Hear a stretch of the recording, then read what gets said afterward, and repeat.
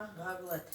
मैत्रेय जी बोले, हे विदुर जी, जब ब्रह्मा जी को देवताओं तथा मनुष्य को प्रकट करने पर भी शांति न हुई, तब उन्होंने संसार का विस्तार बढ़ाने के लिए सनक, सनंदन, सनातन और संत कुमार, जो श्री नारायण के अवतार ही हैं, उनकी रचना की। इसके बाद इन चारों भाइयों से प्रजा का निर्माण करने के लिए कहा। ब्रह्मा जी की आज्ञा सुनकर इन चारों भाइयों के हृदय में यह ज्ञान प्रकट हुआ कि जो माता पिता भाई आदि श्री नारायण का भजन करने में बाधक हो, उनको अपना हितैषी नहीं जानना चाहिए, इसलिए हम लोग प्रजा की रचना नहीं करेंगे। यह विचार कर उन्होंने ब्रह्मा जी से कहा कि हे पितामह, हम आपसे यह वरदान मांगते हैं कि हम हमेशा 5 वर्ष के ही बने रहे, हमारा हृदय काम, क्रोध, लोभ, मोह आदि के वशीभूत न हो,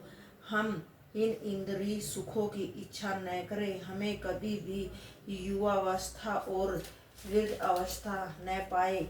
यदि हम लोग हमेशा 5 वर्ष की अवस्था के ही बने रहे तो हमारी इंद्रिया विषय भोग तथा संसारिक मोह माया की तरफ आकर्षित न होगी। हम लोग श्री नारायण का भजन एवं ध्यान करना चाहते हैं, इसलिए आप हमको संसार के जीवों की रचना करने की आज्ञा न दीजिए, क्योंकि अगर हम जीवों की रचना में लग जाएंगे तो भगवान श्री हरि का भजन नहीं कर सकेंगे।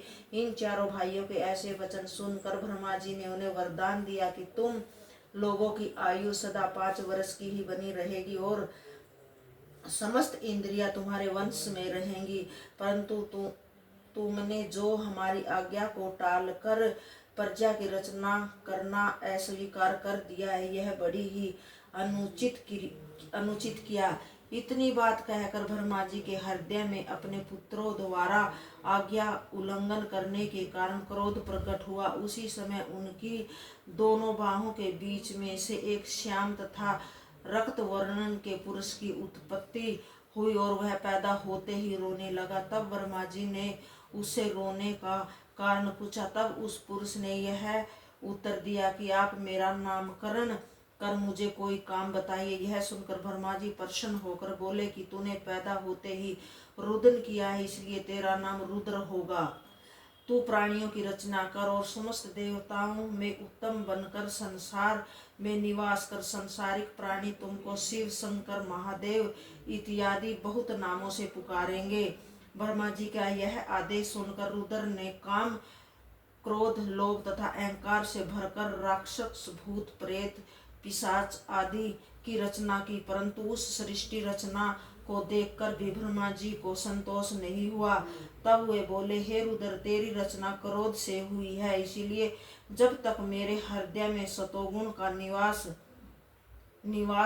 न होगा, तब तक तेरे द्वारा प्रकट किए हुए सभी प्राणी अधर्मी ही रहेंगे। इसीलिए तू पहले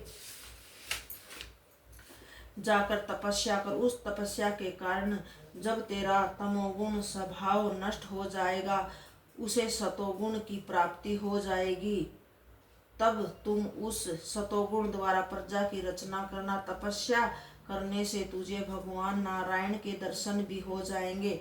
ब्रह्मा जी की यह वचन सुनकर रुद्र ने सृष्टि रचना को बंद कर दिया और तपस्या करने के लिए गए। जय गीता भागवत।